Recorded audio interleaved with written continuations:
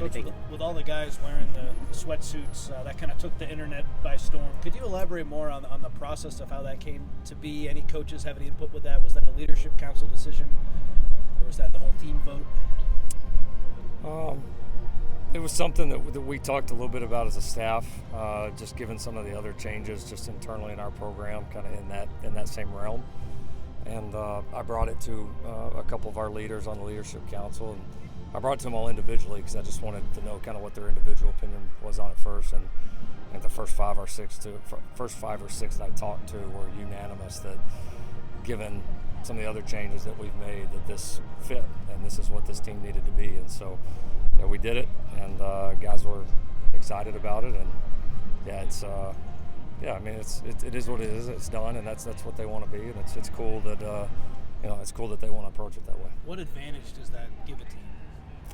Well, I think it's just kind of how you do one thing is how you do everything, and it shows you, I just think, where the focus of this team is, and the fact that we don't want to say one thing and then all of a sudden on any day, especially a game day, be something different.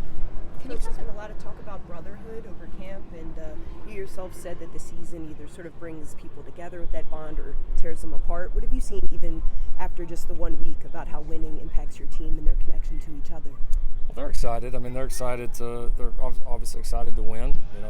We're very competitive. We only get so many of these.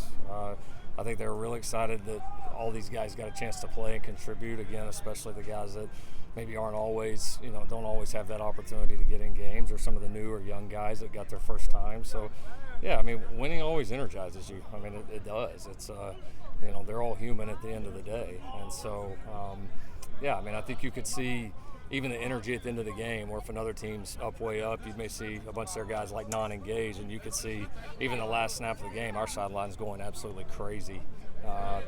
And so, yeah, it's cool. I think it's healthy for the team, and obviously keep winning. It'll keep being pretty fun. Can you talk a little bit more about that, the leadership council? Is that something that you have to be elected to, chosen for? Is there a democratic process? Nah, not really. A little more dictatorship probably. I definitely get input on it, but it's guys that that I choose. Ultimately, I get our staff's input on it, and we actually get input from guys on the council. In fact, we've had a couple of different members that are on it now that are a result of guys that were already on the leadership council saying, hey, we need this guy in here with us. Would you guys consider bringing him in? And typically they've been pretty spot on that. So I will say this is one of the bigger ones that we've had. I never say, well, it's going to be 3 guys or 5 guys or 7. I mean, it's who do you think is deserving, and who do you think will go in there and do a really good job, because it's important. And we rely on those conversations and that feedback, when we make some of the decisions for the team. So it's a good, healthy group right now, and it's a good mix of staff and players. And it's so far, the group has been. They're taking it really personal, which is good. That's how you want them to take it. Have you had any interaction before with Clay Holden?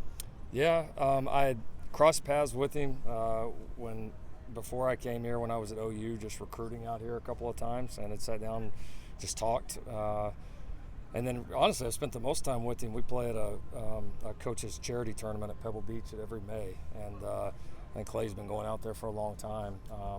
And so, yeah, when I first got a chance to go, it was with some of the guys that he went out with when he was the head coach here. And so, yeah, we got a chance to catch up there. And so now I've seen him there for the last 3 years. And I've had a chance to sit down, have some really cool conversations with him, kind of get around him and some of his staff, his wife.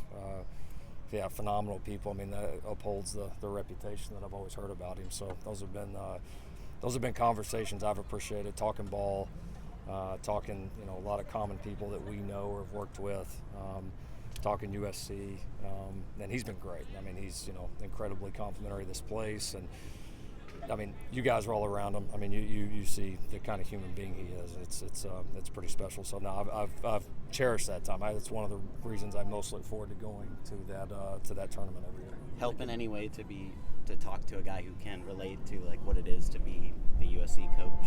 Yeah, who's here for long. Yeah, oh, for sure. I mean, I think it's this is a unique job. It's a unique place, like we've said, and I think anybody that's been in this, whether it's Clay, whether it's Pete, whether it's people in other sports, past administrators here.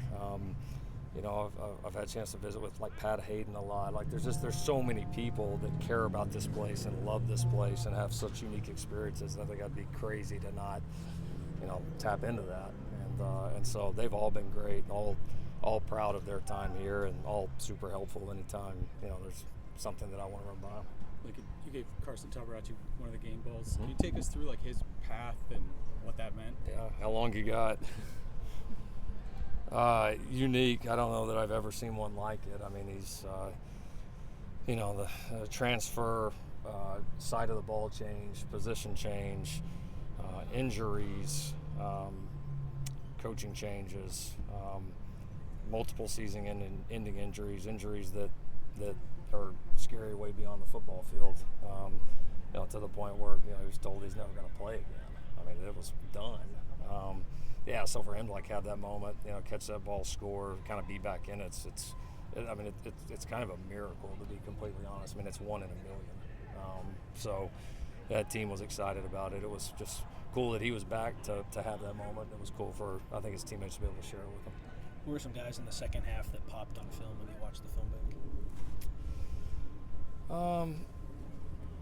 You saw some of the guys that made explosive plays. I'd say Matai certainly showed up. I thought all the backs did some really nice things.